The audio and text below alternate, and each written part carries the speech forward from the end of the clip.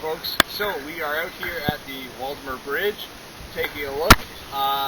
Like I've said in previous videos, what you're going to be looking for is areas with either a high volume or traffic going through, or people who are fishing, or an old spot. So things that pass off in this video are going to be fishing spot mainly. All along the bridge behind my cameraman here is fishing area for the next kilometer or so, from this bridge to the next bridge, and that's what we're going to be magnet fishing today. Right now, Riley is down below, underneath, hopefully not in the water, but we'll find out today how wet he's going to get, because he's our fisherman for the day if our magnets get stuck. So let's get it started.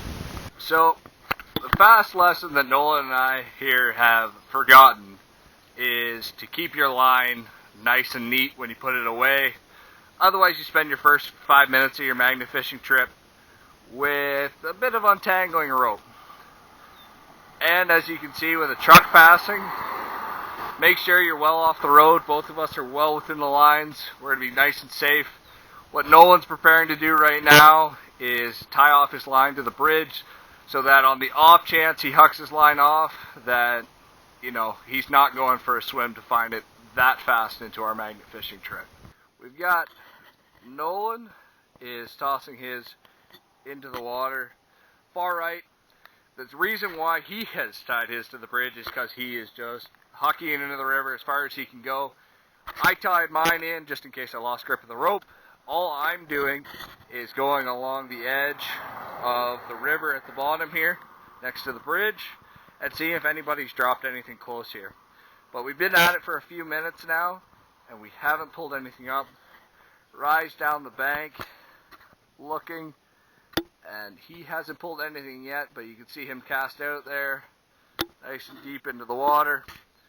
And what he's going to do, like if you were fishing and you bounce it backwards, he's just going to slowly bob the magnet towards himself in order to catch any of those little things that are hiding along the bottom.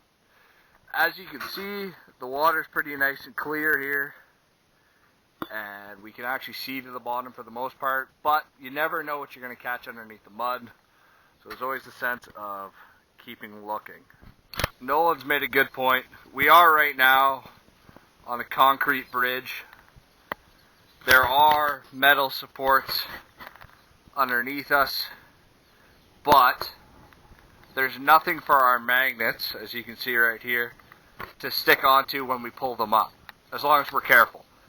So we did make the point that if you are on a metal bridge, you're going to be very careful when you pull it up. Otherwise, you're going to get stuck on the metal bridge, and then it's just going to be a heck of a time pulling it off.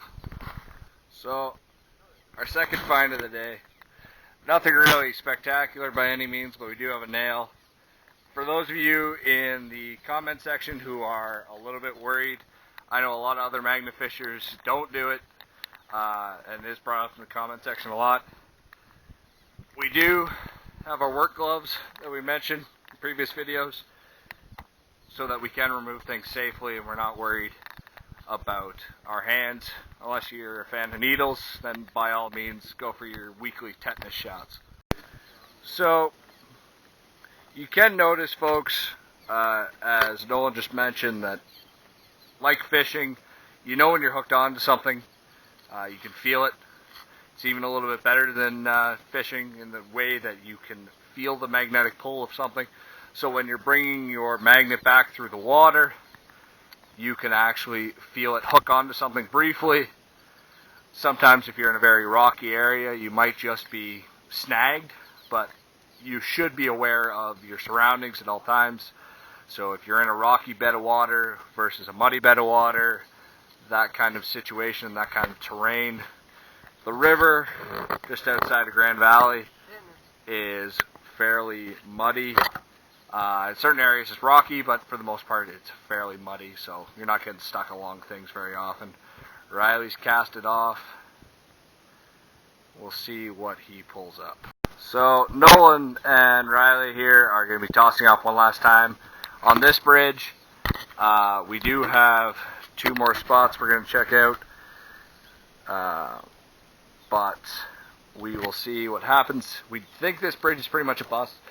All we've pulled out so far is just a few nails and what looks to be a bracket piece. So we will be moving on to a broken bridge where hopefully we can pull up some debris. You never know. It's a popular fishing spot, so I'm kind of hopeful. You got a horseshoe? What do you got?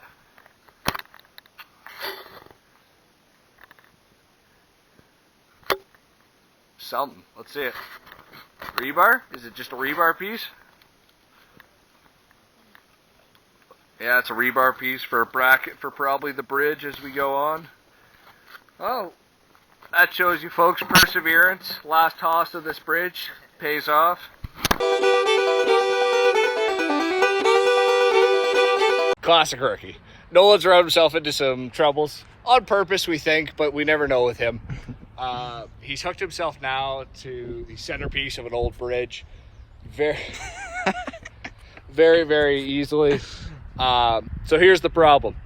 What Nolan's got to do here is he's got two options. He can either walk himself, well, actually three options. He can either yank it with pure force, which means that we all have to watch out because that thing's going to come flying back.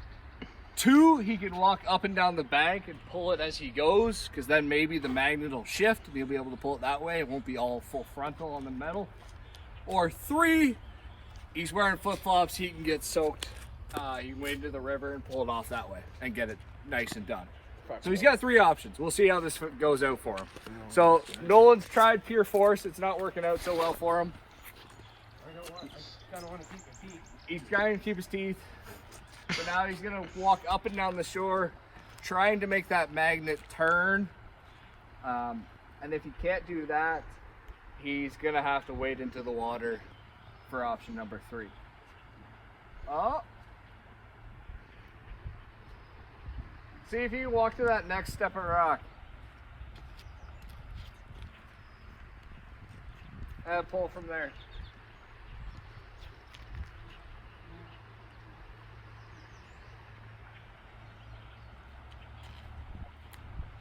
Nope, you're going in, kid.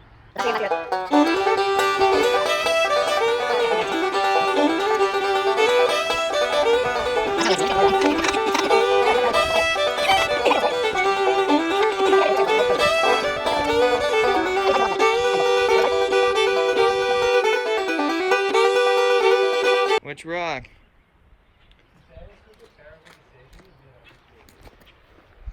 Okay. I'm coming back. Because I need a rock. I'm going to toss you one. You're going to toss me a rock. Yeah. Watch out for the splash zone, baby. Yeah. That's way too far. We were thinking it was a fairly tame video up until now, but here we are. So I've passed him a rock, and all he's doing is just tapping it towards the edge to lessen the amount of surface area. Scraping the out of this break. Oh, and he's got it. Unless he takes it. Okay. So our magnets, folks, are rated for, I believe, 360 odd pounds. So there is a fair amount of strength there. What Nolan just demonstrated is what I mentioned in the safety video, and that is do not have any pieces of your body between the magnet and a piece of metal, because what happens is it pulls and your finger or whatever gets stuck between the magnet and the metal, potentially breaking bones, injuring you in general. So just be careful. Thank you.